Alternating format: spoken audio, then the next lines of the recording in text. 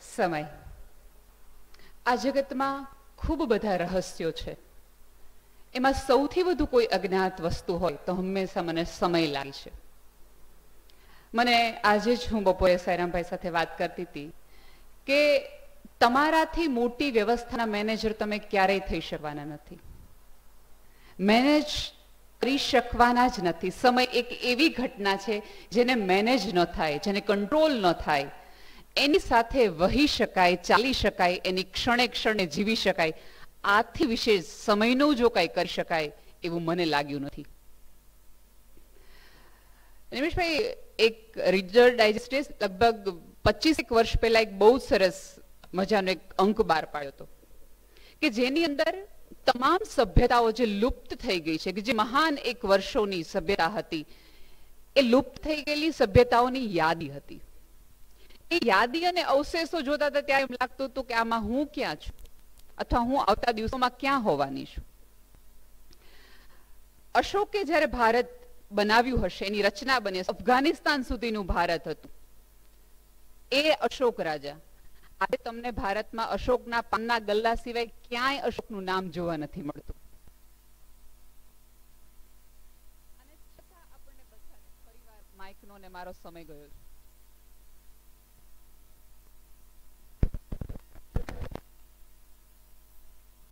ચાલશે તો એવી કઈ મથામણ છે, એવી કઈ ઈચ્છા છે કે જેના હિસાબે બંધ કરી દઉં? ફાઇન. તો સાહેબ, એવી કઈ ઈચ્છા છે કે જે સતત વહેતી નદી ઉપર મારું નામ ટકી રહે, મારું અસ્તિત્વ ટકી રહે, એની માટેની રોજની મથામણમાં હું સૌથી વધુ જતી કરું છું મારી જાતને, મારા સંબંધોને, મારા વ્યક્તિત્વને, મારા આદર્શોને, મારા જીવનને, મારી આ ક્ષણને. જો વહી જ જવાની હોય તો એ કઈ મેનેજમેન્ટ છે કે જેનું આપણે કરી શકતા જ નથી. પણ છતાં કાંઈક એવું છે કે જેને મેનેજ કરવું પડે છે. સાયરામભાઈ, એક વર્ષનું જો મહત્વ કોઈને પૂછવું હોય કે એક વર્ષના સમયનું કેટલું મહત્વ છે, તો એ વિદ્યાર્થીને પૂછો કે જેણે એક વર્ષ નાપાસ કર્યું છે, એને પૂછો કે એક વર્ષનું મહત્વ, એ સમયનું મહત્વ કેટલું છે. એક મહિનાનું ભાઈશ્રી મહત્વ પૂછવું હોય તો એ માને પૂછો કે જેના ગર્ભમાંથી એક મહિનું વહેલું બાળક આવી ગયું છે, મારી સ્કૂલમાં આવે છે, એ માને પૂછો કે એક મહિનો વહેલો આવી જવાથી બાળકને આજીવન કેવી રીતે સચવાય. એક વર્ષનું વિદ્યાર્થીને, એક મંથનું માને, એક દિવસનું જેને પૂછવું હોય એને પૂછો કે જેની પ્રેમિકા જતી જતી આપણે હાથમાંથી વહી ગઈ હોય, એને પૂછો કે એક દિવસ કેટલો અઘરો થાય. કલાકનું મહત્વ પૂછવું હોય તો એ પ્રેમીને પૂછો કે પ્રેમિકાજી આવી જ છે અને ક્ષણમાં હાથમાંથી વહી જાય, એને પૂછો કે કલાકનું મહત્વ કેટલું છે. એક મિનિટનું જો મહત્વ કોઈને જાણવું હોય તો એ વ્યક્તિને પૂછો કે જેણે એક મિનિટ માટે પોતાની ફ્લાઇટ કે ટ્રેન મિસ કરી છે, એને પૂછો એક મિનિટનું કેટલું મહત્વ છે. અને સાહેબ, એક સેકન્ડનું જો મહત્વ જાણવું હોય તો એ વ્યક્તિને પૂછો કે જેણે એક જ સેકન્ડમાં મૃત્યુને અકસ્માતના રીતે બાજુમાં જતી જોઈ છે, કે એક સેકન્ડની ભૂલ જો થઈ હોત ને મારો અકસ્માત થઈ ગયો હોત. વર્ષ, દિવસ, મહિનો, સેકન્ડ, આ બધું આમ જુઓ તો ખૂબ મૂલ્યવાન છે. છતાં આપણી પાસે બગડવા જેટલો પૂરતો સમય બધા પાસે છે, એ આપણને બધાને ખબર છે. હું ઘણીવાર મેં કહેતી હોઉં છું કે વૃદ્ધ છે ને એ બહુ જ વહેલો જાગી જાય, કારણ કે એને પાસે ખબર છે કે હવે બહુ બાકી નથી. અને યુવાન બહુ નિરાતે જાગે, મોડો જ જાગે, કારણ કે એને ખબર છે કે હજી ઘણા બધા સમયને લડી લેવાનો આપણી પાસે બાકી છે. જુદી જુદી વાત છે, જુદી જુદી ઘટના છે. અહીં શાશ્વત તો શ્વાસ પણ નથી, છતાં આપણને બધાને અહીંયા કંઈક ને કંઈક હાથ વગું કરી લેવું છે, મારું પોતાનું કરી લેવું છે. ભાઈશ્રી, હંમેશા જ્યારે કાગળોમાં લખવાનું આવે કાયમી સરનામું લખો. સાચે મારી પ્રેમ ધ્રુજી જાય છે. કાયમી સરનામું સાહેબ સેકન્ડમાં બદલાઈ જાય આપણા કાયમી સરનામાઓ. અને જ્યારે જ્યારે મને આધાર કાર્ડ નંબર લખવાનું કે ત્યારે તો આમ આમ ધ્રુજાય, મને એમ થાય કોઈ વ્યક્તિનો નંબર લખું કે જે મારો આધાર છે, કોઈ શબ્દનું નામ લખું કે જે મારો ખરેખર આધાર છે, કે સરકારે આપેલું કાર્ડનો નંબર લખું કે આ મારો આધાર કાર્ડ છે. અને આપણે બધા એ સમયના દોરમાં છીએ કે જ્યારે આમ એક ટ્રાન્ઝેક્શનનો સમય છે. આમ આમ સમય એવી જ રીતે બદલાઈ ગયો છે કે જાણે ભાષા બદલાઈ ગઈ છે. આપણને એવું થયું કાલ સુધી જેને આપણે જીવન ગણતા હતા, જે વ્યક્તિને આપણે પ્રેમ ગણતા હતા, જેમાં આપણે બધું જ રોકાણ હતું, એ હવે અજાણ લાગવા માંડ્યો છે. જે માટે આપણે જિંદગીના 550 વર્ષ આપણે આપ્યા હતા, એ જગ્યા આપણને હવે ખોટી લાગવા માંડી છે. આ એક એવી ઘટના જેવું છે કે મને બહુ જ સરસ એમ હોય કે ભાઈ રાત્રે 8 કલાકની ઊંઘ હોય તો બહુ જ સારું, સ્વાસ્થ્ય માટે સારું. એટલે આમાંથી એક વ્યક્તિ મને એવું કે ભાઈ સારી ઊંઘ માટે તો ખૂબ સારો પલંગ હોવો જરૂરી છે તમારી પાસે.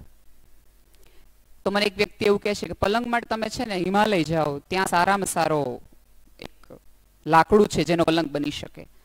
હું 2-3 વર્ષની યાત્રા કરીને હિમાલયમાંથી લાકડું લાવું, પલંગ બનાવવું અને રેડી, એમ થાય કે હવે આજ રાત્રે સુઈ જવું છે. તો એક વ્યક્તિ આવીને મને કે ગાદલા વગર, સ્લીપ વેલનું ગાદલું હશે તો તને ઊંઘ આવશે. ફરી મારી મહેનત શરૂ થાય છે ગાદલા માટેની. બેડશીટ કોઈક મને એમ કે છે, મારી જેવી કોઈ એવી કાપડની પ્રેમી હશે એમ કહેશે કે ફ્લાવર પ્રિન્ટના પડદા હોય તો જ તને ઊંઘ આવશે. એટલે હું એ લાવું છું. આ આખી મથામણમાં હું મારી જિંદગીના કેટલા વર્ષો વ્યતીત કરી છું અને ભૂલી જાઉં છું કે આખી મથામણ તો 8 કલાક સુવા માટેની હતી. અને મેં વેડફી નાખ્યા કેટલી બધી નિરર્થક વસ્તુઓમાં. એક સૂફી કથા મને અત્યારે યાદ આવે છે અત્યારે, કે એક વટેમાર્ગુ પસાર થાય છે ને વટેમાર્ગુ એવું પૂછે છે કે બસ્તી કહાં હૈ? એટલે ફકીર આમ એની સામે જોવે છે, ઉપર જોવે છે અને એમ ખાલી ઈશારો કરે છે કે સામે. એટલે વટેમાર્ગુ ત્યાં જાય છે, થોડી વારમાં એ પાછો આવે છે અને આમ ધુઆ ફુવા થઈને પાછો આવે છે કે આ બસ્તી છે, આ તો શમશાન છે. तो ये फकीर बहुत सरस एक बात करे, यही तो बस्ती है जिसे मैंने बसते हुए देखा है, बाकी तो मैंने सब उजड़ते हुए ही देखा है. હું અત્યારે અહીંયા બેઠેલા દરેક વ્યક્તિના જો નામ હોદ્દાથી જોઉં તો એનો બોજ મને પણ લાગે અને તમને પણ લાગે. પણ અહીં બેઠેલી દરેક વ્યક્તિને હું ચૈતન્યની દ્રષ્ટિએ જોઉં તો મને ચૈતન્યની પૂંજ લાગે, એક જ્યોત લાગે જેમાં મને શ્રદ્ધા પડે. પછી મારે એને મેનેજ ન કરવી પડે, મારે એના પ્રકાશે વહી જવાનું હોય, મારે મારો રસ્તો ગોતી લેવાનો હોય. એટલી જ નાની ને બહુ જ સમજાઈ જાય એટલી આ કથા છે. ગમે એવી વાત છે. સમયનો અહેસાસ મને એમ જ થાય કે આપણે ત્યારે થયો હશે કે જ્યારે પહેલી વાર આ માનવ જાતે પૃથ્વી પર સૂર્યાસ્ત જોયો હશે, મૃત્યુ જોયું હશે. અને કુદરતે આપણે એટલા માટે તમે જુઓ, ન્યૂટન એવું કહે છે કે સમય છે એની ગતિ છે એક જ દિશામાં ચાલે છે. આપણા શાસ્ત્રો એવું કહે છે કે સમય છે ચક્ર છે. આપણને બધાને મહાભારતનો ઓલો ડાયલોગ યાદ હશે કે મેં સમય હું, આમ ગોળ ગોળ ગોળ ગોળ ફરતો એક સાધુ આપણી સામે આવે. આપણે શાસ્ત્રોએ આપણને એવું કીધું છે કે સમય છે ચક્ર છે. અને આમ જો તો બહુ જ સાચી વાત છે. બાળક પહેલા ગોઠણિયા ભરાવે, વૃદ્ધત્વ આવતું થાય એમ આપણા પહેલા ગોઠણ જાય. આપણા દાંત પહેલા આવે, વૃદ્ધત્વમાં એવું થાય કે પહેલા તમારા દાંત જવાની શરૂઆત થાય. તમે જો બાળપણનો જે તમારો ક્રમ છે એ જ ક્રમ તમારા વૃદ્ધત્વનો ક્રમ છે. એટલે ચક્ર તો ફરે જ છે, ફરે જ છે. આપણો સવાલ એ છે કે હંમેશા આપણે સમયને જોઈએ છીએ. સમયે જેમને જોઈ લીધા છે એમને આપણે ક્યારેય જોતા જ નથી. રાધર એમને જોવા જોઈએ, તો આપણને ખબર પડે કેટલી ખોટી મથામણોમાં આપણે બધા જ જીવી રહ્યા છીએ. ખબર નહીં એ કઈ ઈચ્છા છે કે જે સતત ને સતત આપણને એ વસ્તુ તરફ લઈ જાય છે કે જેનું કોઈ મહત્વ જ નથી. સમય તો એક નદી છે અને નદી કિનારે મેળો લાગે, નદીમાં પાણી હોય ત્યાં સુધી, સૂર્યોદય હોય ત્યાં સુધી. જેવો સૂર્યાસ્ત થશે પાણીનું વહેણ આ તરફ જશે ને મેળો વિખાઈ જશે. જ્યાં સુધી તમારો સમય છે ત્યાં સુધી લોકો તમારી આસપાસ છે. જેવો તમારા જીવનનો સૂર્યાસ્ત થઈ જશે એટલે લોકો વિખેરાતા જશે. અને ત્યારે આપણે એક બહુ વિષાદ સાથે કહીશું મારું કોઈ ન થયું. પણ ત્યારે એમ થાય કે આપણે કોના થયા તો કોઈ આપણું થાય. અઘરી વાત ચોક્કસ છે, પણ એક્સરસાઇઝ કરી લેવા જેવી તો ખરી. ન ગમે એવી વાત છે, પણ છતાં જાણી લેવા જેવી તો ખરી જ. કારણ કે સમયની ઘટનાઓ એવી છે. સમય આમ જુઓ ને તો કામદેવ અને યમદેવ બંને સાથે ચાલે છે. હું મજામાં છું. અત્યારે અહીંયા બેઠેલા દરેક વ્યક્તિની ઘડિયાળ આમ જુઓ તો એક સરખો સમય દેખાડે છે. મિલિંદે કીધું એ વાત પણ સાચી છે. તમારી ઘડિયાળની બ્રાન્ડ બતાવશે કે તમારો કયો સમય ચાલે છે, પણ તમારા મનની સ્થિતિ બતાવશે કે સમય કેવો છે. આપણો ઋષિ કવિ આઇન્સ્ટાઈન, મને તેને હંમેશા કવિ જ કહેવો ગમે છે, એવું એણે ફિઝિક્સ લખ્યું છે. અને મને હમણાં જ ખબર પડી છે કે આદરણીય ભાઈશ્રીએ એક એવું મંદિર બનાવ્યું છે કે જેમાં ઉપર મંદિર છે, નીચે પ્રયોગશાળા છે. એટલે એવું માને છે કે ધર્મના પાયા છે એ વિજ્ઞાન પરથી લગાવવા જોઈએ. એવો આઇન્સ્ટાઈને એક બહુ સરસ અદ્ભુત સૂત્ર આવ્યું છે, E=mc², સાપેક્ષવાદ જેને કહેવામાં આવે છે. સાપેક્ષવાદ હું હંમેશા બહુ શાંતિથી સમજાવું કે તમે ન ગમતી વ્યક્તિની રાહ જોતા હોય અથવા તમારી પ્રેમિકાની તમે રાહ જોતા હોય તો તમને એમ થાય કે કલાકો વયા ગયા અને હજી ન આવી. એ સમય તમને અત્યંત લાંબો લાગે. જેવી પ્રેમિકા આવી જાય એનો હાથ પકડો અને એમ કે ઘઉં મારે જવું પડશે, આપણે હજી તો તું આવી. સમય બહાર છે, બાહ્ય જગતમાં જે સમય છે એ ચૈતન્ય જગતમાં મન છે. બાઇબલમાં એક એવું વાક્ય છે, જીસસ હંમેશા એવું કહેતા કે મારું પિતાના ઘરે આવું છે, મારા પિતાના ઘરે આવું છે, કે સ્વર્ગમાં આવું છે. એટલે એક સાધક એને પૂછ્યું કે જીસસ, તમારા પિતાના ઘરે એવું શું હશે? તો જીસસ એમ કીધું હતું કે there shall be no time, ત્યાં સમય નહીં હોય. એ જ પ્રશ્ન 2000 વર્ષ પહેલા બુદ્ધને પૂછવામાં આવ્યું હતું. ભાઈશ્રી, એવું પૂછવામાં આવ્યું કે તમે જે સમાધિની વાત કરો છો એનો એકાદ ચિહ્ન આપો ને. ત્યારે બુદ્ધે પણ કીધું હતું કે ત્યારે સમય નહીં હોય.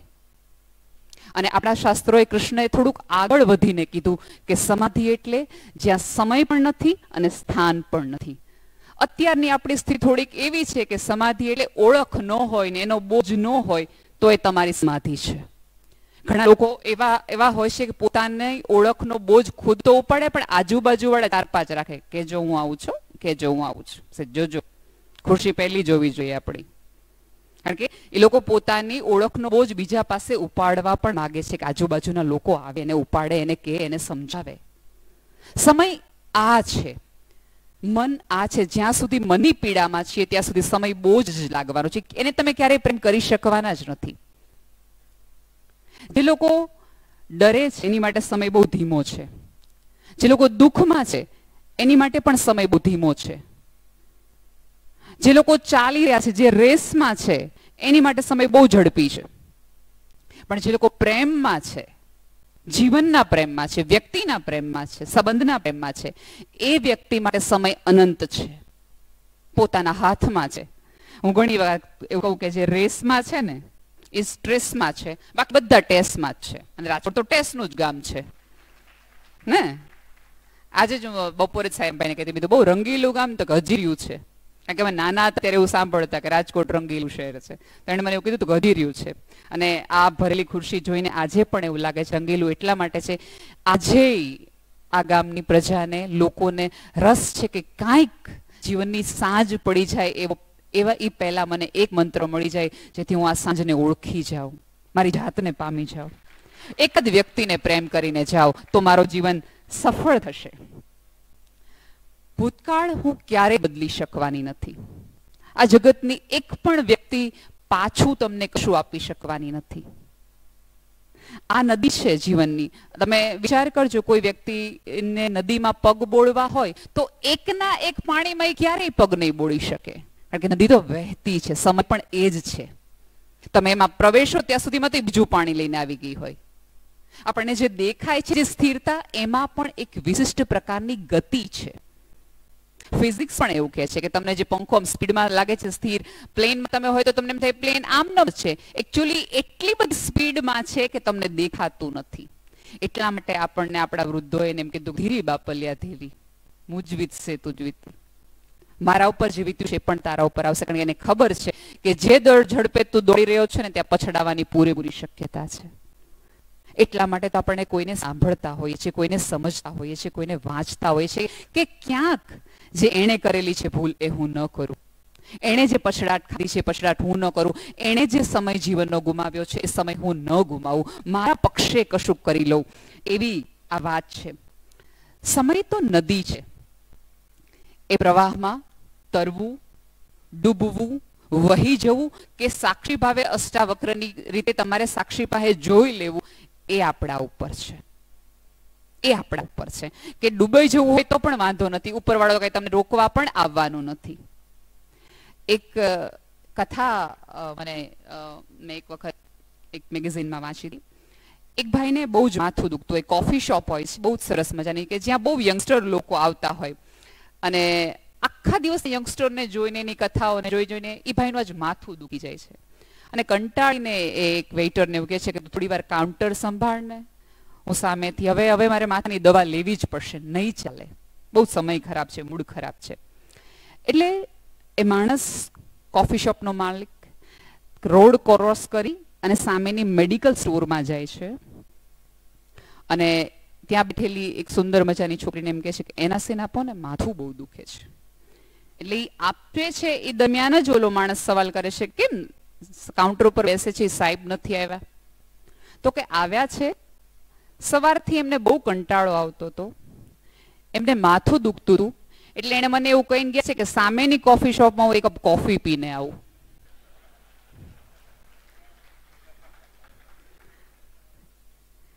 એક જ ઘટના, આને એમ છે કે ઓલા પાયે સામે સુખ છે, ઓલાને એમ છે કે ઓલા સામે સુખ છે. આપણે બધાની સમસ્યા છે, આ જ સમસ્યા છે દોસ્ત. હું અહીંયા છું ને તો મને થાય કે હું સામે પહોંચી જઈશ નેહોલ એટલે આપણે રાજા જ છીએ, અને સામે પહોંચું છું ત્યારે મને ખબર પડે છે કે શિખર તો હજી બહુ દૂર છે.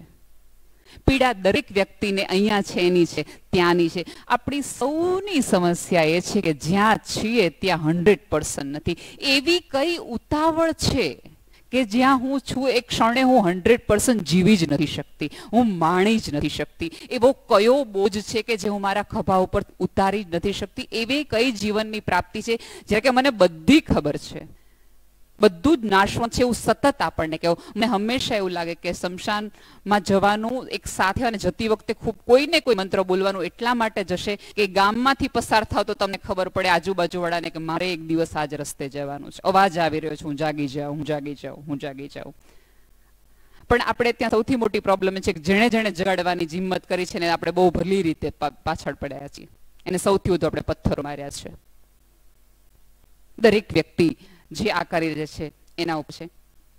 આપણે બધા સમયની દ્રષ્ટિએ આમ જુઓ ને તો સ્થૂળ વસ્તુને જ જોઈએ છે, સૂક્ષ્મ વસ્તુને આપણે ક્યારેય જોતા જ નથી.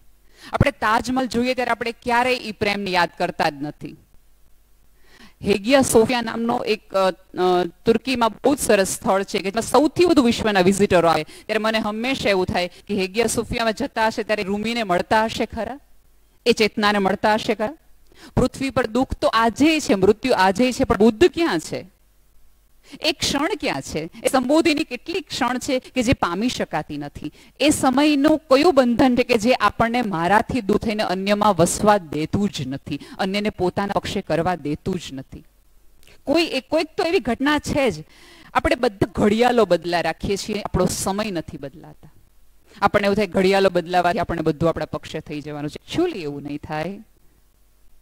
ધીમે ધીમે જીવનમાં જે પણ આજુબાજુના પ્રવાહો છે એને જોવાથી કંઈક આપણને કોઈક ભાથું તો મળવાનું છે કે જેની ઈચ્છા સાથે આપણે પૃથ્વી ઉપર આવ્યા છે. ઈરાનની એક કહેવત છે કે પૃથ્વી પર તમે નવું બાળક જન્મે ત્યારે ઈશ્વર એની કાનમાં ફૂંક મારે અને એક એવું વાક્ય કે તું મારી પૃથ્વી પરનું આ શ્રેષ્ઠ સર્જન છો. બસ આપણે એટલું પુરવાર કરવાનું છે આ સમય દરમિયાન,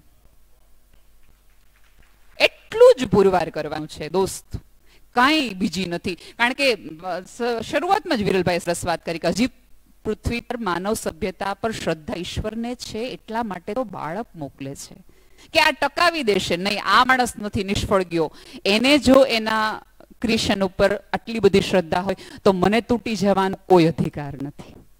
મને શ્વાસ અને ધબકાર આપે છે એનો મતલબ જ એવો છે કે એને હજી એવું કંઈક છે, ના ના નેહલ કાંઈક તો કરી જ લેશે કે જે મને ગમે એવું છે. પણ આપણો બધાનો પ્રશ્ન એવું છે કે મને ગમે એવું મારે કરવું છે, એને ગમે એવું નહીં.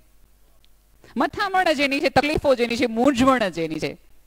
હૃદયના ધબકારાઓ અને ધ્રુજારી માત્ર એ હાર્ટ એટેકની નથી, હૃદયમાં રહેલા ખાલીપાના ધબકારાઓ ધ્રુજી જાય છે ત્યારે હાર્ટ એટેક આવે છે. ત્યારે એ જણજણાટી છે, એ ખાલીપાની છે, એ એકાંતની છે, મૂંઝવણની છે. કારણ કે મારે મારો સમય મેનેજ કરવો છે. એકલા આ પૃથ્વી પર ક્યારેય તમે તમારો સમય મેનેજ નહીં કરી શકો, કારણ કે તમે ક્યાંક ને ક્યાંક જોડાયેલા છો, ક્યાંક ને ક્યાંક જોડાયેલા. ફિઝિક્સ તો એવું કે છે કે હું આમ હાથ કરું તો હજારો કિલોમીટર દૂર એક તારામંડળને એની અસર થાય છે. એ તરંગો પહોંચતા ભલે વર્ષોના વર્ષ થાય, વર્ષોના વર્ષ થાય, પણ પહોંચે તો છે જ તે. સમયના એ જુદા જુદા આયામમાં મારે મારી જાતને સમજવાની છે, સ્પર્શવાની છે ને ક્યાંક જોવાની છે. હમણાં સાયરામભાઈ ચૂંટણી ગઈ ને, એટલે અમારે બધા શિક્ષકોને ચૂંટણીના કામગીરી આવે. એટલે એમ તો મોદી સાહેબને જીતાડવામાં અમારો હાથ છે. લે હવે મોય હા હા પડકાડી છે, આપ્યો છે મત. એટલે એ ચૂંટણીના કામગીરીમાં ખાવ ખખડધજ થઈ ગયેલી એવી સ્કૂલ હતી. એના 7મા ધોરણનો વર્ગ હતો. એ વર્ગ ઉપર એક સરસ મજાની લાઈન લખી હતી નોટિસ બોર્ડ ઉપર કે મુઠ્ઠી વાળો તો સમય રેતી છે. મુઠ્ઠી વાળો તો સમય રેતી છે. મુઠ્ઠી ખોલીને જો તમે વેરો તો સમય ખેતી છે. લખનાર દીકરીને કે દીકરાને કદાચ એનું મહત્વ નહીં સમજાણું હોય, પણ મને ક્યાંય સુધી એ વસ્તુ મને એમ તું કે સાચી વાત છે, સમય તો ખેતી છે. મેં આજે કોઈકના દિવસ ટૂંકા કર્યા હશે તો આવતા દિવસોમાં ઉપરવાળો મારાય દિવસો ટૂંકા કરશે. આજે મેં કોઈકનો હાથ પકડ્યો છે તો આવતા દિવસોમાં કોઈક જગ્યાએ હું લથડિયા ખાઈશ ત્યારે અજાણ્યા મને સંભાળી લેશે. હમણાં જ સાયરામભાઈ મારી સ્કૂલના બાળકો માટે એક અદ્ભુત કામ કરી ગયા. મારા 180 મંદબુદ્ધિ બાળકોને રિક્ષા સહાયની જરૂર હતી અને એક નાનકડો વિડીયો મેં એમને મોકલ્યો અને મને કીધું કે નેહલ હું આ બાળકો માટે કંઈ કરી શકું. એણે એટલું સુંદર રીતે અમારા બાળકોને હસાવ્યા અને ખૂબ મોટું અનુદાન થેન્ક્સ ટુ હિમ મારા બાળકોને મળ્યું છે. ત્યારે મેં એવું કીધું હતું કે એમણે તો માત્ર 3 કલાક ભાવનગરની જનતાને હસાવ્યા છે, પણ આ હાસ્યના કારણે મારા બાળકો 365 દિવસ હસવાના છે. એણે 3 કલાકનો સાહેબ સમય આપ્યો છે, પણ એને સમય વેર્યો ખેતીની જેમ વેર્યો અને 365 દિવસ ઉગી નીકળશે કોઈના જીવનમાં. અને કોને ખબર 100 સદી સુધી એમનું જીવન એવી જ રીતે મહેકતું રહેશે, કારણ કે એને કોકના સમય ટૂંકા કર્યા છે. તમે કોકની હારે આવીને ઉભા રહેશો તો શ્રદ્ધા સાથે રાખજો કે હું કોઈને સુખી કર્યા વગર ક્યારે સુખી કોઈ ઓળખતું ન હોય તો આપણે એમ થાય કે ધૂળ પડી આમાં એક જણે ત્યાં જઈને કેમ નથી નેહલ. આપણી ઈચ્છા જ એ છે કે આપણા પોતાના આપણને ઓળખતા લોકો, પણ આપણા બધાની તકલીફ અત્યારે એ છે કે બધાને એવું છે કે મને બધા ઓળખે અને ડર બધાને એ છે કે મને કોઈ ઓળખી ન જાય, નહીં તો બહુ તકલીફ છે, બહુ તકલીફ છે. સમયનું પણ આવું છે. મજા ન હોય ત્યારે આજુબાજુ ખૂબ બધા લોકો આવવાના છે, પડખે બેસવાના છે, સાંભળવાના છે. જેવો જેવો સૂર્યાસ્ત તમારો નજીક, મારી મનની સ્થિતિ સૂર્યોદય અને સૂર્યાસ્તમાં બંનેમાં જો એક હોય તો માની લેજો કે મારાથી સમય મેનેજ થઈ ગયો. તો અધરવાઇઝ તો તકલીફ પડશે, ડિપ્રેશન આવશે, દુઃખ થઈ જશે, મજા આવશે. અને લખી રાખો, જે રસ્તે સુખ આવ્યું છે ને એ જ રસ્તેથી દુઃખ આવશે. જે વ્યક્તિ વગર તમને ક્યારેય ન ચાલતું હતું ને એ જ વ્યક્તિ સામે આવશે તેમ થશે તું થોડીક વાર માટે સાઈડમાં વહી જા. અત્યારે ઈ કઈ પીડા છે એના ઉપર તો સાયરામભાઈ સસ તમને વાત કરવાના છે. કાંઈક તો છે જે સમયમાં તમને પેઇન અને સફરિંગ આપે છે. અંગ્રેજી સાહિત્યમાં 2 શબ્દો છે, પેઇન અને સફરિંગ. મને કોઈ દુઃખ પડે તો આખા જગતને કહેતી ફરું અરે રે સુધી વાતને લઈ જઈએ છીએ ત્યારે આપણને પીડા આપે છે. ઘણા લોકો એમ કે મને દુઃખ, મેં કોઈનું શું સારું કર્યું, મેં કોઈનું શું ખરાબ કર્યું, તો મને હશે ની તકલીફ. કોને ખબર છે કોની કઈ તકલીફ, કઈ મૂંઝવણ, કઈ સ્થિતિ. અત્યારે મને એક સાયરામભાઈ છે એટલે જ મને તો જોક યાદ આવે છે. એક પત્નીએ સોરી મારો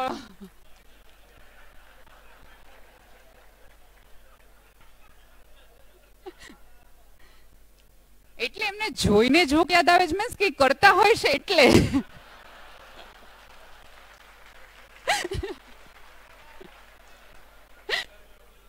હા હા, એટલે મને એમ થયું કે લોકોએ કઈ ગેરસમજણ, અને હું ઈચ્છતી જ નથી, મને તો ઓળખી જાય એમ આનંદ છે.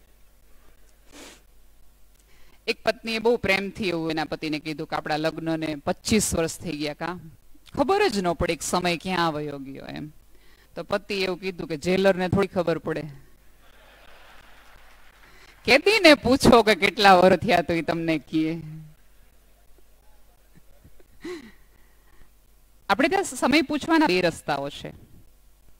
હું નિમેશભાઈને પૂછું કેટલા વાગ્યા, કેટલા વાગ્યા, અને શું સમય થયો. કેટલા વાગ્યા એમાં મને હંમેશા અધૂરું વાક્ય લાગે. કેટલા ઘા વાગ્યા એવું પૂછવાનું હશે લોકોના મનમાં. અહીં સુધી પહોંચ્યા તો તમને કેટલા ઘા વાગ્યા. રવિન્દ્રનાથ ટાગોરની એમણે વાત કરી. રવિન્દ્રનાથ ટાગોરની એક બહુ અદ્ભુત કવિતા છે, ગદ્યમાં સરસ રીતે એમણે કીધી છે. અને એમાં એવું છે કે રવિન્દ્રનાથ ટાગોર આ મૃત્યુ પામે છે, સ્વર્ગના દરવાજે જાય છે, અને એ જોવે છે ધીમા પગલે સ્વર્ગમાં જાય છે કે અહીંયા તો બધું બહુ શુષ્ક છે ને આમ છે ને તેમ છે ને. પછી સ્વર્ગનો ચોકીદાર એને એવું પૂછે છે, ત્યાંય ચોકીદાર તો હોય ને, એટલે માનજો કે આપણે ભારત સ્વર્ગ છે, કારણ કે એમને ચોકીદાર છે. એટલે રવિન્દ્રનાથ ટાગોર ને એવું પૂછે છે કે રવિન્દ્રનાથ ટાગોર ને એમ કહે છે કે તમારા કપડા કેમ આટલા સાફ સુથરા છે? તો રવિન્દ્રનાથ જોઈને એમ કહે છે કે હા છે. કે તમારા પગમાં ઉજળા કેમ નથી? તમારા હાથ ખરબચડા કેમ નથી? તો રવિન્દ્રનાથ ટાગોર કહે છે કેમ હોવા જોઈએ? કે તમે આવ્યા હોત ને આ બધું હોત ને તો હું કહે કે તમે જીવન જીવીને આવ્યા છો. તમે તો જીવનમાંથી પસાર થઈને આવી ગયા છો, કોરા ધાકોર.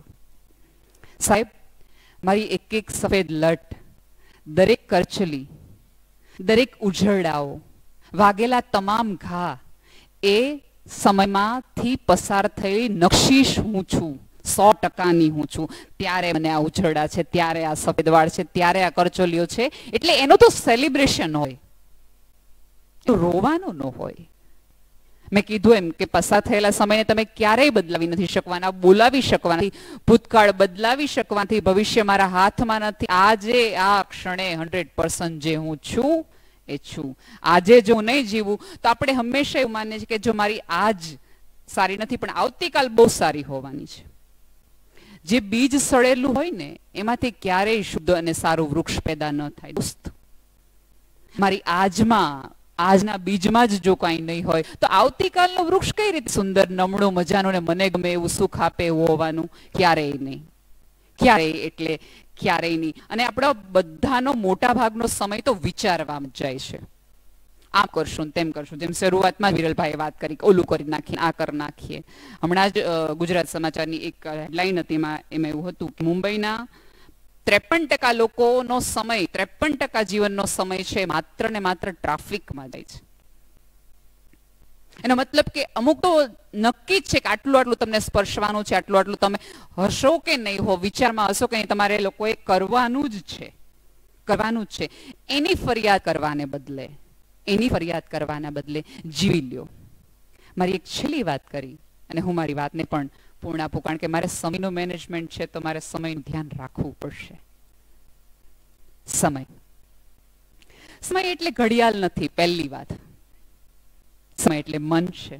સમય એટલે લયબદ્ધ ગીત છે, તાલબદ્ધ નૃત્ય છે, ભૂરી આકાશની એક ઉડાન છે, રંગથી છલકાતો છલોછલ ચિત્ર છે, દોસ્ત સાથે વિતાવેલી એક સંધ્યા છે, પ્રેમિકા સાથે કે પ્રેમી સાથે તૂટેલા તારા જોઈ ખાધેલા સમ છે, કોઈ ગમતી વ્યક્તિની પ્રતીક્ષા છે, વડલા નીચેની ધમાલ છે, અને નદી કાંઠે, દરિયા કાંઠે બનાવેલું એક રેતીનું ઘર છે.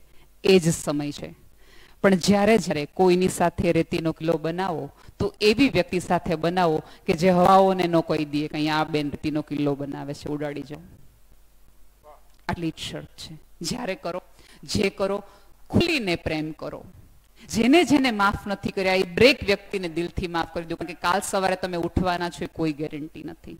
જેને જેને હજી સુધી કહી નથી શક્યા કે આઈ રિયલી લવ યુ યાર, એને દિલ ખોલીને કહી દો, ચામડી ખુલ્લી રાખીને તમારા દરેક ઘાવને ખુલ્લા રાખો, સમય એમાંથી પસાર થઈ જવા દો, કારણ કે એ ઘાવ તમારા જીવાયેલીની સાબિતીઓ છે, જે પણ સ્વરૂપે હોય એ.